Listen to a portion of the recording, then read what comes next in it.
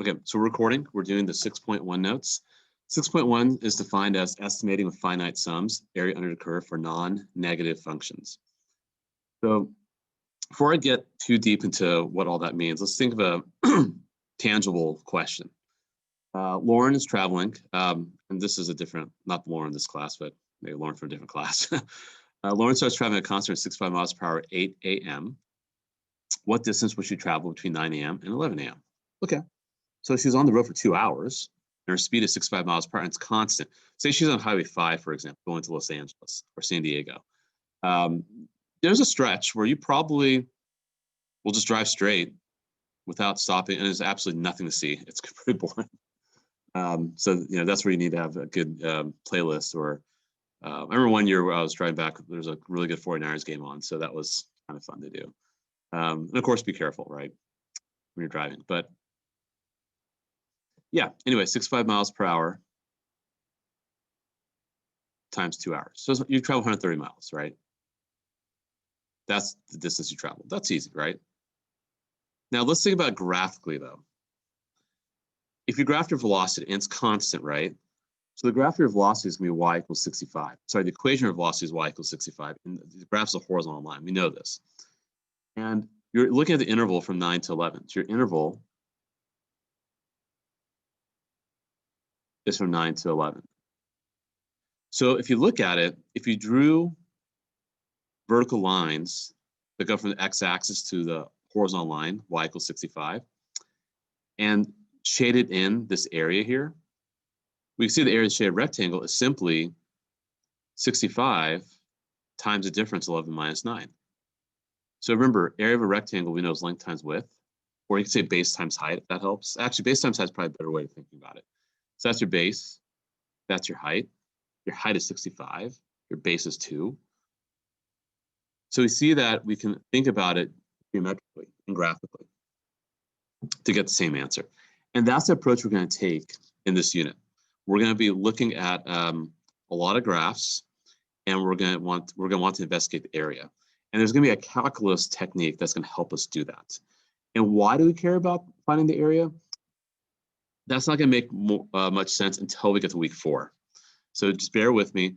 Week 3 is probably going to be the most essential week we have for the session.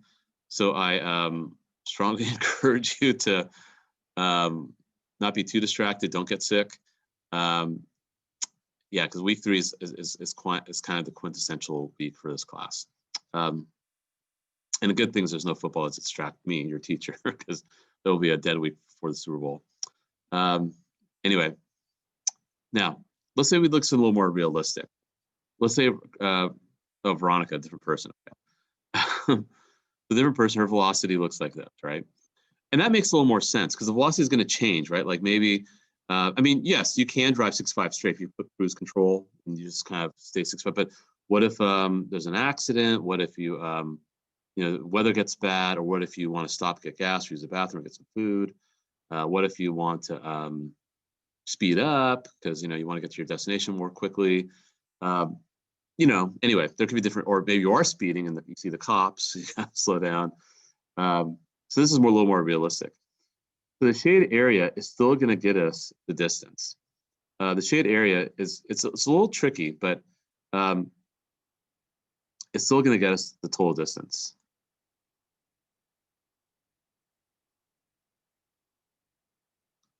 And what you're going to do is you're going to do V of t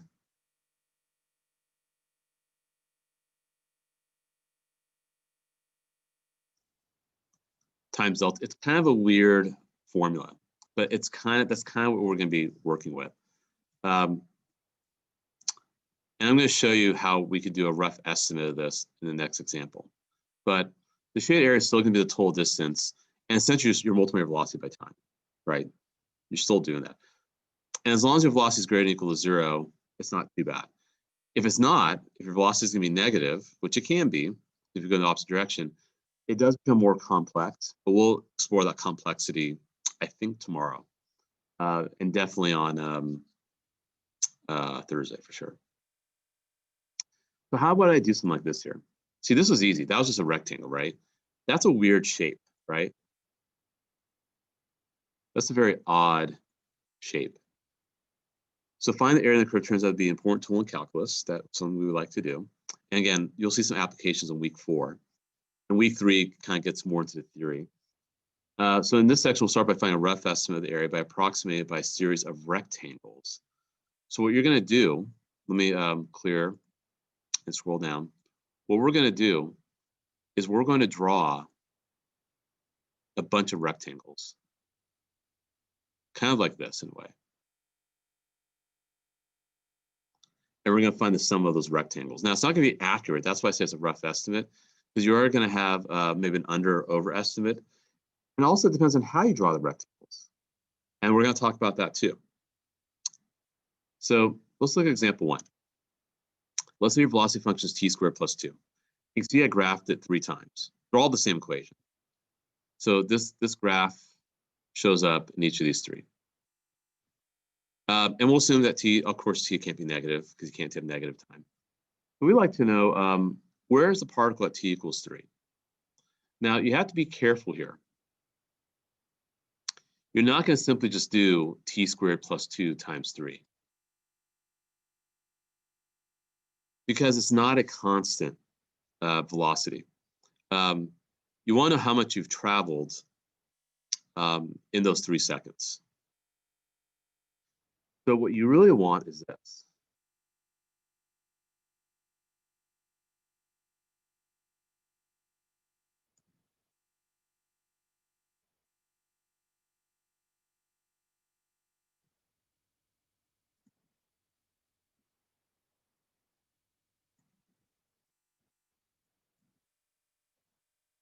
The area of the yellow region. By the way, I am going to erase this and actually do something else on this graph. So if you draw on there, that's okay. Just make sure you have they make an extra graph off to the side, because I will revise this using the instructions set forth for that graph. But I just want to just show you what we're trying to do. You want to find the area of the yellow region. The area of the yellow region is going to be your distance traveled. That's what we're trying to do. That's the big picture. That's like the 30,000 foot view. So how do I do that? Well, the particle starts at x equals 0, so we'll assume that. So that's an assumption. By the way, that may not always be true.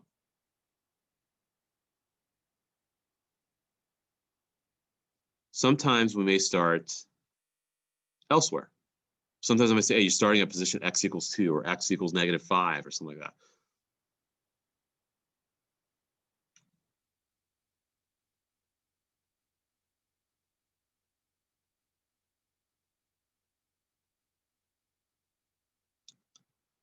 I'll tell you the starting position. So I'll tell it to you, don't worry. But for now, let's assume you start at x equals 0 and you travel in the positive direction. Well, duh, because velocity is positive, right? But how do I know velocity is positive? Well, look at your equation.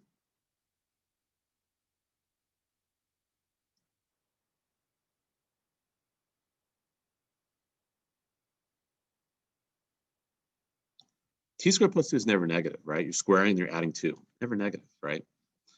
Anyway, now let's estimate the area between the curve and the x-axis using 3 rectangles. And we'll use a width of 1. Makes it easy. Now, how are you going to draw the rectangles? So you can draw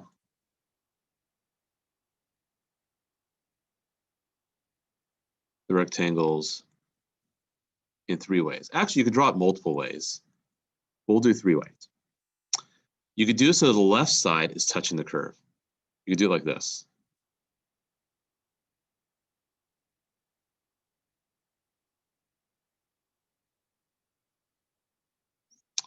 You could do it so that the right side is touching the curve.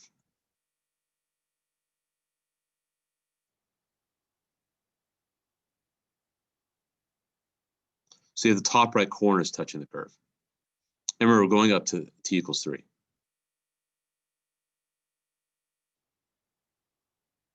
Or you could do it so the middle of the rectangle is touching the curve. So from 0 to 1, I want it touching the curve at 0.5.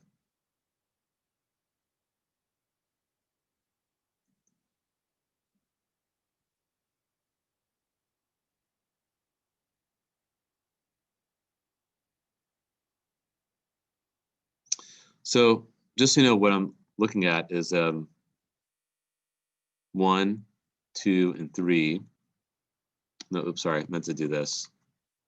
0, 1, and 2. 1, 2, and 3. And here, I'm looking at 0.5, 1.5, and 2.5. So at x equals 0, the height of this rectangle is 2. At x equals 1, looks like the height of this rectangle is about 3. Plus, you could plug in 1 into the equation. At x equals 2, the height of this rectangle is 5. Here, if I plug in 1, the height of the rectangle is 3. If I plug in 2, the height of the rectangle is 5. If I plug in 3, the height of the rectangle is 11. And then, of course, here, I'm doing the middle of the interval. So from 0 to 1, the middle of 0 to 1 is 0.5, 1.5, 2.5. So at x equals 0.5, the y value at x equals 0.5 is the height of this rectangle. The height of this rectangle is when x equals 1.5. The height of this rectangle is when x equals 2.5. So each of these techniques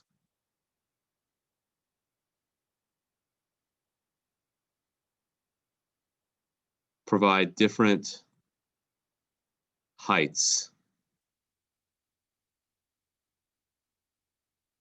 for the rectangles. The bases are all the same, though. Each base equals 1. Each base equals 1 because I made it that way. I chose to do it that way. And by the way, we will talk about tomorrow how we can impact the choice of our bases. We can really make the base whatever you want. Ultimately, we're going to want the base to be super tiny. You'll see why tomorrow. Actually, you might see why today also. Now, here's a question I'm going to pose to you guys. Which of these three do you think is going to be the most accurate in getting the area between the blue curve and the x-axis? You can type in the chat. Which of these three do you think will be the most accurate?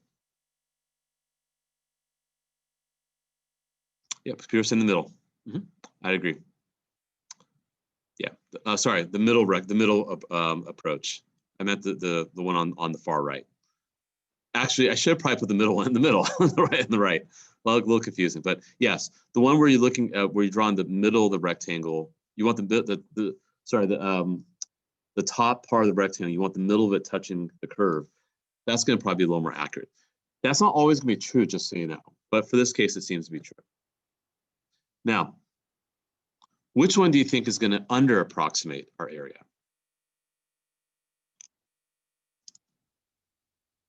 Left side. Far left. Yep, far left, exactly. That'll be an under approximation. And of course, the when you're drawing the right side of the rectangle until you hit the curve, that's going to be an over approximation. So I would say this is going to under approximate.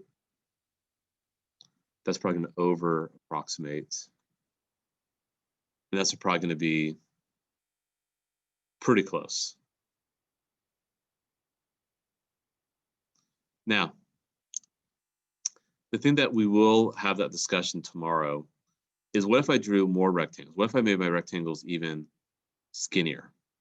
So I'm going to clear my drawings. What if I want to make like a bunch of like, it's really hard to draw, but you can kind of use your imagination. I'm getting sloppy now. What if I drew a bunch of tiny, like very, very thin rectangles? I assume my area is going to be probably a little more accurate now. Like using this approach right here, when I drew the left, had the left corner touching, it's still going to under approximate, but it's going to be a little more accurate if I make them thinner. And that's going to be the basis for our discussion tomorrow.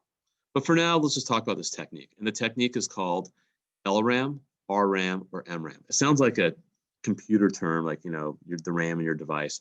What it really stands for, just so you know, and actually I'll use a text box, so it will be easier to write that way. LRAM,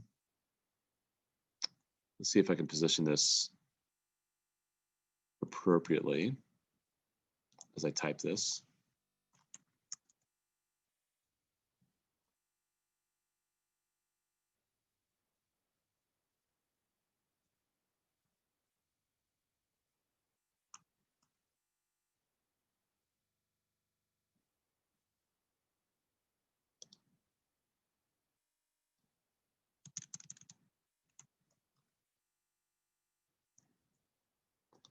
There we go.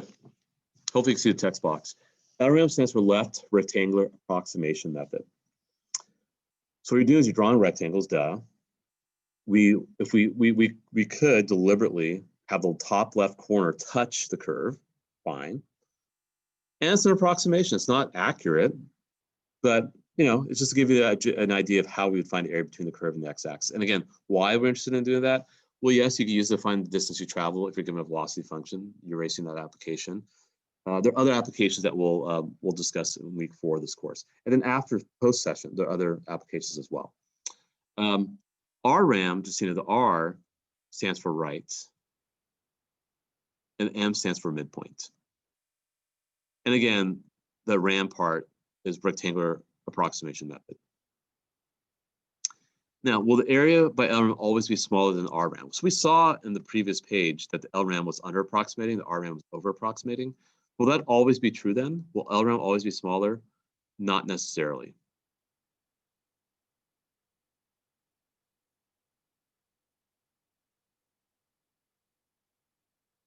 And vice versa for decreasing function. So what if I give you a decreasing function? And now we've had that discussion about increasing and decreasing, right? You can see why I designed our curriculum this way, because we talked about increasing and decreasing last week. So this is kind of a good reinforcement of that. So there is a little bit of some method to this madness here. So what if you had a decreasing function?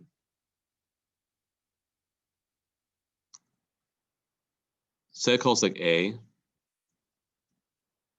Say it calls B. And what if I drew the top left corner of each rectangle touching the curve from A to B? You see how this is now over approximating, right? Again, let me replicate this graph one more time. Here's A. Here's B. If I did a right rectangular approximation, so in this case now it's under approximation. So it's not necessarily true. It just happened the previous page where an increasing function. So LRAM is smaller than RRAM, but if it's the other way around, if you're decreasing function, then LRAM's higher RRAM. Now, will the MRAM always be between? Not necessarily either. So it seems like the MRAM is like a happy medium. It really depends. Let me clear this here and erase. Trying to think of a curve where, what if you have something really wavy, I suppose, and you did MRAM. I don't know, I'm just trying to think here. I don't know. I have to think a little more about this, but not necessarily just say no. I have to think more about what situation where MRAM is not necessarily between LRAM and RRAM, but just MRAM is not always between LRAM and RRAM. Now, the next question, actually I did pose this question just a few minutes ago. What happens as the number of rectangles increase? The area becomes more accurate.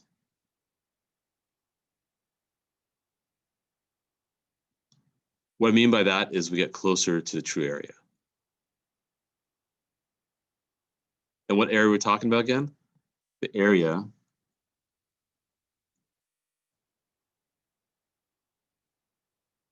between the curve and the x-axis. When I say true area, that's what I'm talking about. The area between the curve and the x-axis. So we're going to do another example. And then we'll kind of do page 3 and page 4. Then it might be a good time to take a little break at that point. And then we'll do the worksheet, which should be fine. You guys should be able to finish that in class today. And then I'll make sure you guys have your homework all set before noon today.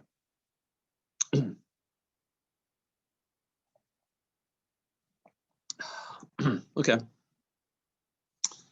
Any questions so far? Nope. Okay. Okay, let's look at example 2. So we'll do LRAM, RRAM, and MRAM. Then we'll do example 3. Then we'll kind of just do something brief on example 4. So these notes are a good way to kind of get back and swinging things after a long weekend. So this is x squared times sine x. It's a really weird graph, okay? And I graphed it for you guys, so you're welcome. We're going from x equals 1 to x equals 3. 1 and 3. Now I want 4 partitions of equal intervals. Can someone please tell me how wide each interval will be? If you're going from 1 to 3 and you want 4 partitions, you can type in the chat. How wide is each partition going to be? It's very simple math.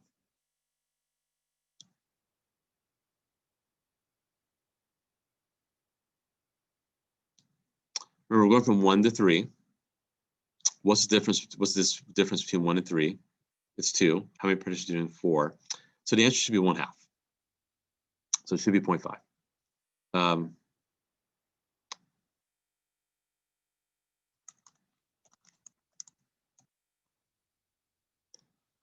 Okay. So anyway, and the best way you could do that, we call it delta x, just so you know. I'm going to be talking about that a lot this week and next week. The width of each interval.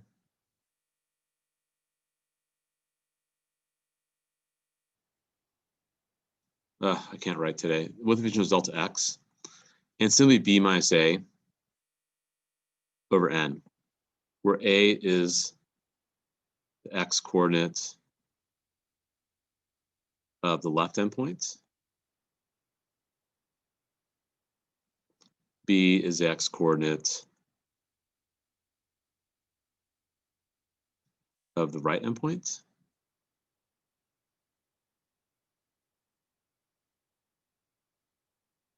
And n, excuse me,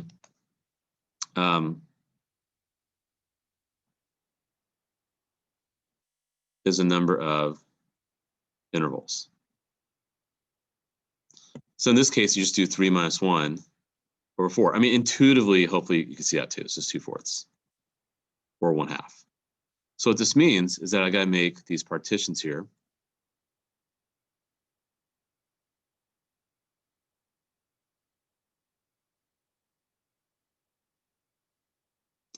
So 1.5,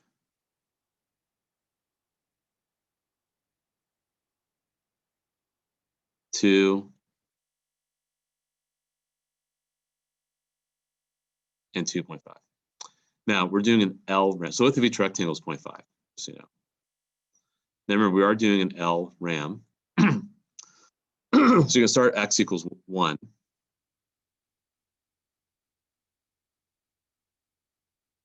And then 1.5. Then 2. And then 2.5. And see how the last rectangle was a bit over because now the function is decreasing at that point. How do you find LRAM area? Here's what you do. It's going to be delta x. So width of each rectangle I call delta x, just so you know, times f of 1 plus f of 1.5 plus f of 2 plus f of 2.5. Now, I don't have my TI A4 calculator emulator renewed yet. I actually need to take care of that. I need to get a license for it. So I'll have to talk to my department chair about that. I mean, I could try doing it right now, but I don't want to waste time doing that. So I trust you guys remember how to punch the stuff in the calculator. I'll get my own calculator and do it with you guys. But remember, if you hit y equals, I'll do it down here, y equals, and under y1, type x squared times sine x. Please be in radian mode.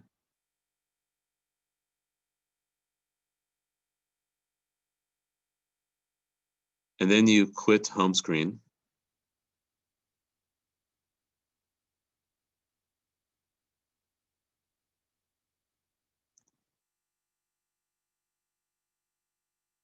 Let me erase this part here. after you quit to the home screen, what I want you to do is then hit alpha. Let me go back to red. Excuse me. Hit alpha.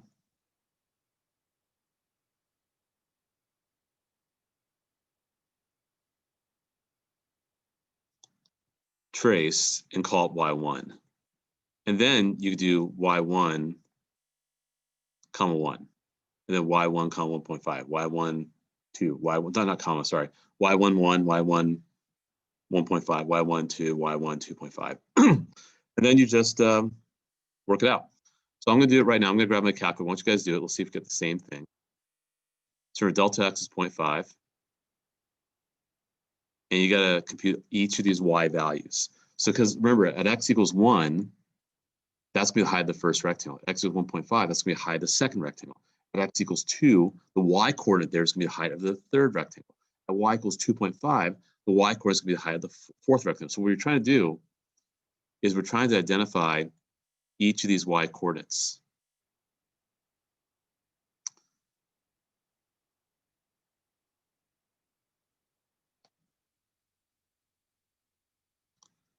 Each y coordinate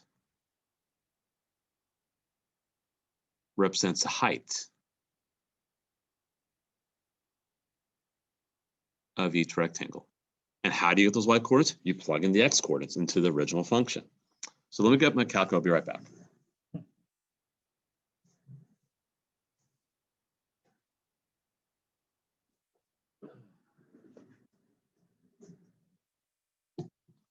Okay, so I'm going to type in x squared times sine x. Make sure I'm in radian mode. Go to the home screen, hit alpha trace, y1, and type in 1. So you should get 0.841 for the first one. And you do it 3 more times, 1.5. You get 2.244. And do it 2 more times. Type in 2. You get 3.637. And one more time, 2.5. And you get 3.74. Okay, add them up, multiply by 0.5. Now, what you probably could do for accuracy is maybe type all at one time. You could do that too. Actually, I probably would prefer you do that for accuracy purposes. So alpha trace y1, I'll put 1. But you got to put parentheses after you type 0.5. So be OCD with your parentheses, please. 1.5. 2.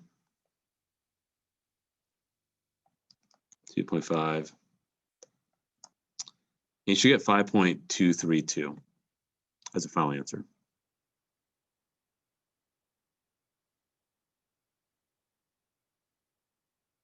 Okay, hopefully you guys got the hang of that. Any questions how I did that first one?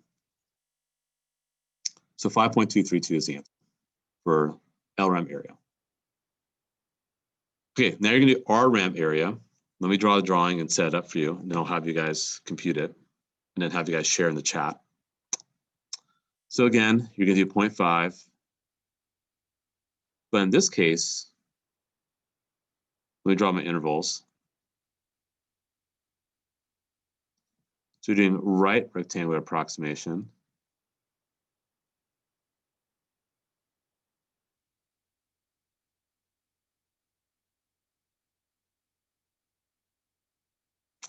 So it looks like that. So you want the right corners. Usually when I do right rectangular approximation, if you want some help there, probably easier you start on the far right side. I know it's kind of counterintuitive, unless if you live in a different country where they write from right to left, like Arabic, for example, I know it goes from right to left. So yeah, a little weird to do that way, but that might help. And in this case, I don't care about f of 1 anymore now. I'm doing f of 1.5 because I want the height at 1.5, the height at 2, the height at 2.5, and the height at 3. So with RRAM, you don't look at x equals 1. In fact, you could probably repeat what you just did, but change f1 to f3. That's the beauty about having this stored under y1. You save some time. So if I repeat my efforts and change that 1 to a 3, once you guys type in what you get for RRAM area, I want to make sure you guys do it right. And please round to 3 decimal places. So go and compute that for RRAM area and tell me what you get.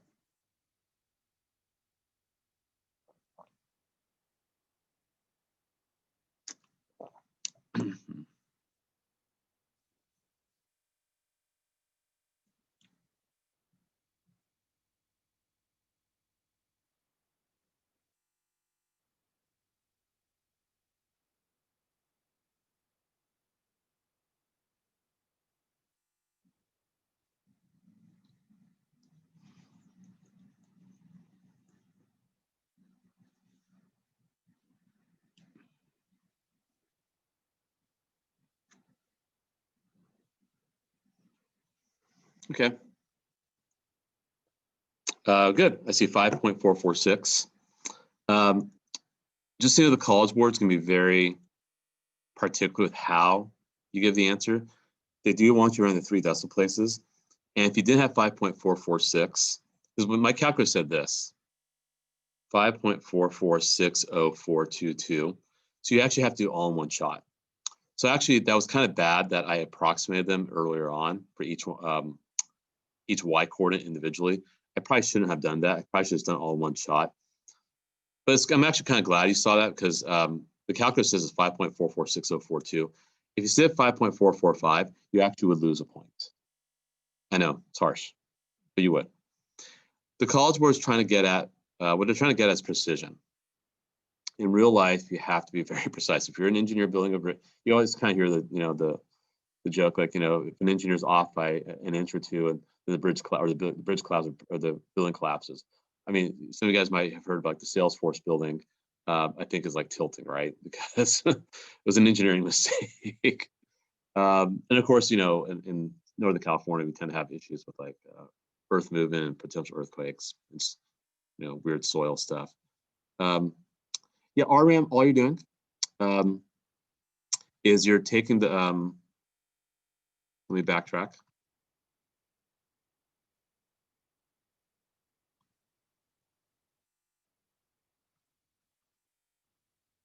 So what you're doing is you're drawing these rectangles like this. So you're drawing a rectangle like that, then like that, then like that, and then like that.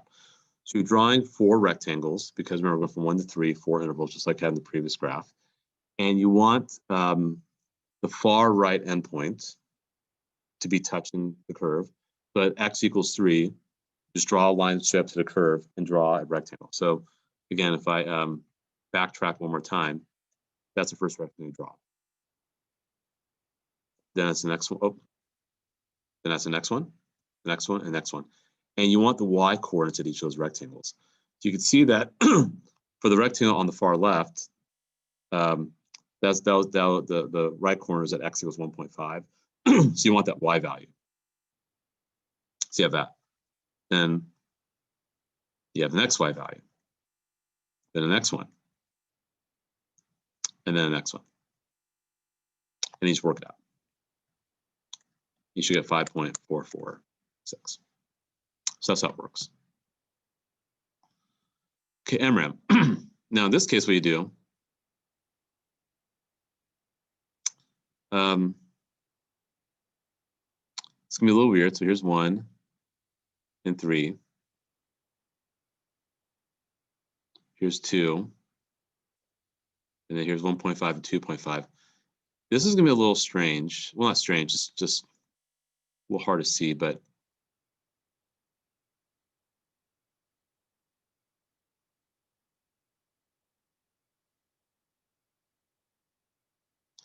you want the midpoint of each interval.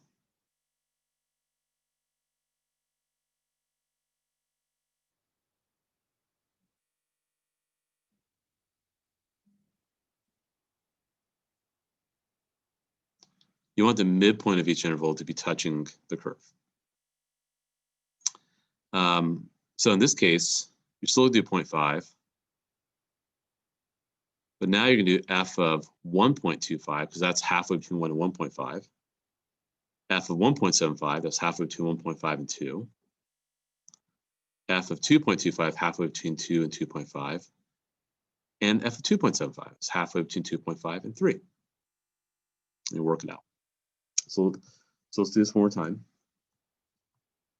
And you have to be very careful how you type stuff in, because there's a lot of decimals. So 1.25 plus alpha trace y1, 1.75 plus alpha trace y1, 2.25 plus, oh goodness, plus alpha trace.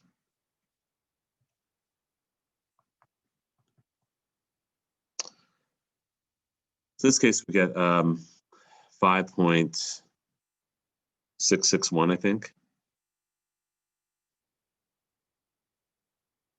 You should have 5.661 for that one. In this case, the MRAM is greater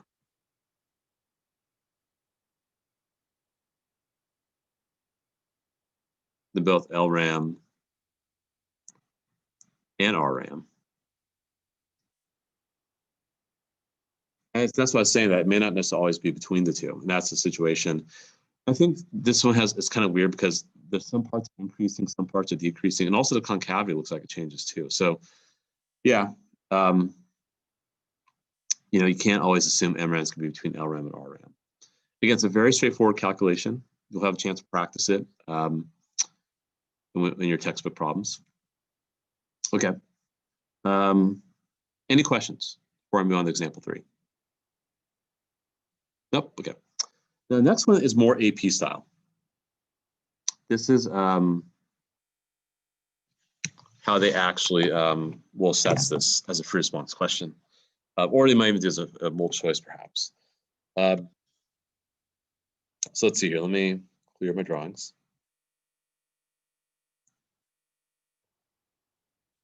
And let me position this so we can see the whole thing.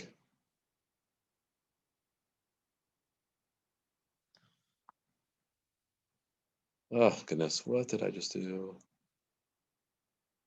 Okay. Okay, hopefully you can still read the top. I just want to position it this way. So Mark is traveling I-280, going 75 miles per hour, or 110 feet per second. Then he sees the CHP, California Highway Patrol. Honestly, if you go 75, they're not going to pull you over. You go 80, they will. I'm speaking from experience. And by the way, the grade, that's if you're going up north in 280, after you pass, I think, Edgewood Road, and you're going towards Highway 92, and it goes downhill. There's a little hill on the top right where the cops tend to hide. I think design it for that reason, actually. And yeah, I always look at my rearview mirror, make sure my speed's okay, and I see the cop. Anyway, I got caught one time, twice actually. So, anywho, let's keep going here. So he's responsible. He slows down. By the way, don't brake hard. Let's put off the accelerator. Brake hard, you're actually on guilt. So he slows down. Says, "I want to get a ticket." Tail shows how the speed of his car changes over the next 6 seconds. Okay, so he's decelerating. Okay. Find the distance traveled during the 6 second period. Okay. So we're going to do an RRAM with 6 intervals and an MRAM with 3 intervals. Okay. So what I'm going to do first is I'm going to draw. It's always nice to have visuals, right? And I'm going to make each of these tick marks worth 10 units. This is going to be speed right here. Speed is going to be Y. And X will be time.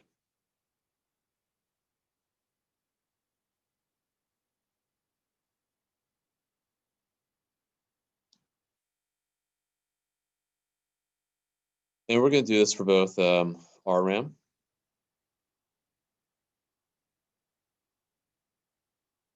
and MRAM. Remember, RRAM with 6 intervals, MRAM with 3 intervals.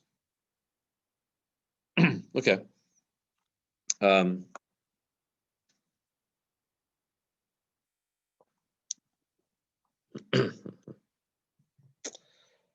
right, let's keep moving here. I'm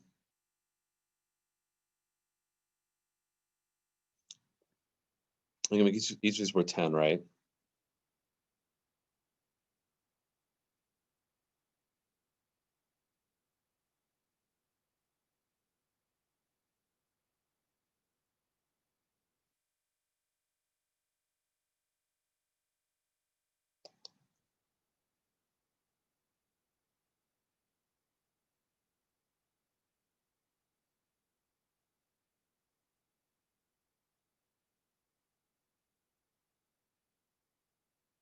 Okay, notice I was very meticulous if I did that. I don't think I skipped anything over. And I'm just gonna plot some points.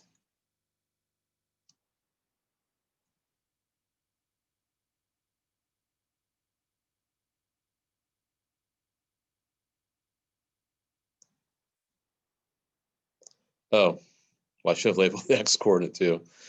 So 1, 2, 3, 4, 5, 6. So yeah, kind of looks like that, right? That's a curve. Now, if I do an RRAM, remember, you want the right corner touching the curve. So that would be like your first interval. That would be the next one. Here's yet another one.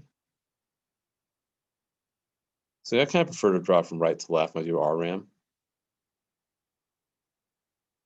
And remember, you're never going to have a rectangle where x equals 1 touches a curve or the far left endpoint. Oh, one more, duh, sorry. Sorry, I'm going to say x equals 0, my bad. You're never going to have a, because the left endpoint is as x equals 0. So in this case, I don't even look at this because where are the coordinates here? The coordinates here is 1, 99.8. So my first rectangle is going to have a height of 99.8. My next rectangle is going to have a height of 90.9. There's 2, 90.9 and so forth. So anyway, how do I find the RRAM area? The RRAM area is just going to be delta x times, how would we say this? I guess if you want to call it f, go ahead. F of 1 plus f of 2 plus ... plus f of 6. So you're going to do 1 times 99.8 plus 90.9 plus 83.2 plus 76.4 plus 70.4 plus 65.1. So you got to do all that. And that's kind of cumbersome. So 99.8 plus 90.9 plus 83.2 plus 76.4 plus 70.4 plus 65.1. Okay, 485.8. So the distance traveled was 485.8 feet.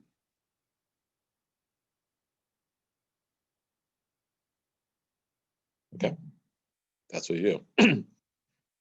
Excuse me. Now let's do an RRAM area.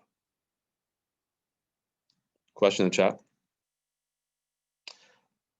Actually, you can't do 3 decimal places because that's as far as we go.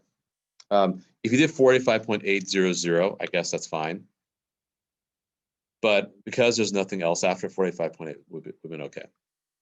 But if it does go on forever, yeah, then you got to round to 3 decimal places. Or you can cut off. You can chop off. They'll also allow truncating as well. Okay, MRAM area. Excuse me. So I'll replicate this. Same scale. The tick marks here.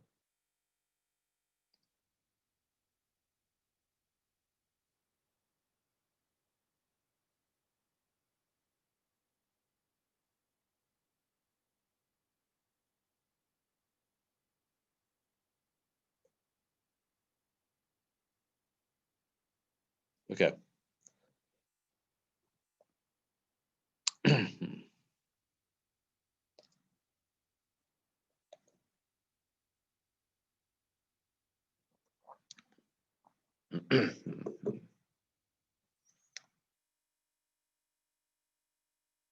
Okay.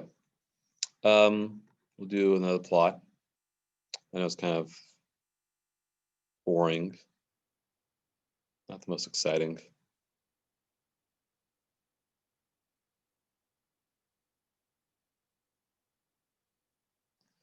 Now, in this case, you're doing 3 intervals. So the width of each interval, so your delta x is actually going to be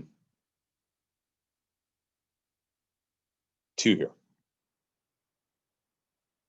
And you want the midpoints, right?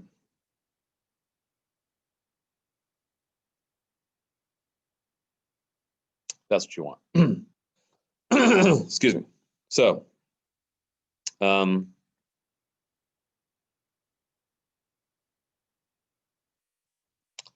it's 2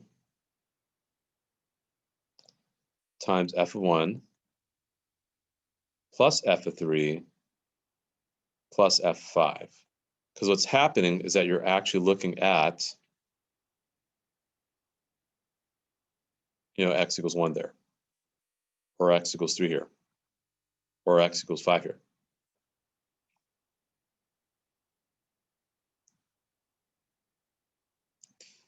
And you work all that out. So in this case, if I work that out, that's going to be 2 times 99.8 plus 83.2 plus 70.4. So you should get 506.8.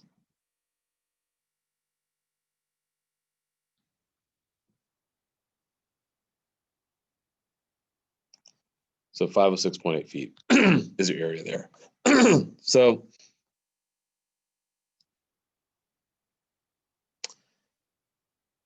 okay, I don't know which one's gonna be better. I mean, it seems like, I don't know, it's hard to tell. Right now, we don't have enough tools, or I haven't taught you guys enough skills to figure out which one's more accurate or how to do something that is more accurate. But, at least you're seeing the technique. Now, the other question that's being posed at the bottom, even less accurate, what is LRAM using only 2 rectangles? Well, now I can kind of know what to do. Like if I'm doing 2 rectangles, I know just kind of thinking about it. I'm just doing this, right? So I'm using 0.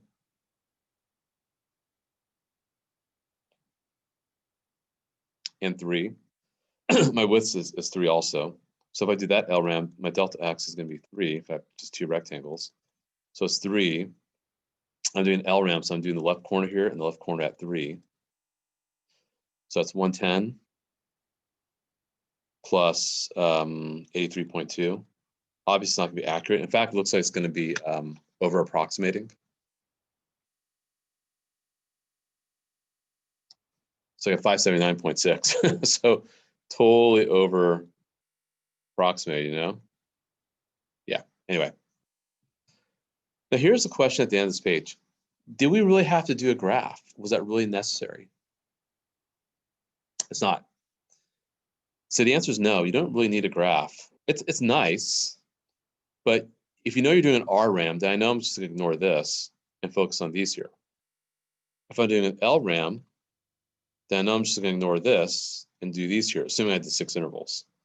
If I'm doing an MRAM, then I know I'm just using, and with 3 intervals, I know I'm just using these right here. So once you get a numerical sense of this, you don't really need a graph. But a graph's nice, but it's not necessary. Okay, we're at the home stretch here. Then we'll do a short break, and we'll come back and do a worksheet. So the area of the curve, doesn't always represent distance. It could be other things too.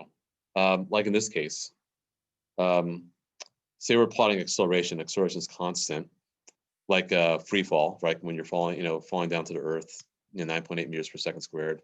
You guys might have learned that in physics. But anyway, what does shaded area represent here? Well, I'm doing feet per second squared times seconds. So what happens to the seconds? They cancel at feet per second. So what does a shaded area represent? Velocity. Or you can say speed. Speed might be a little more accurate because I guess the answer is going to be opposite, but either's fine. Here, I guess you're looking at volume flow rate, like how something's flowing into something. So gallons per minute times minutes. What happens to the minutes? To cancel, you get gallons. So you think that's going to represent volume.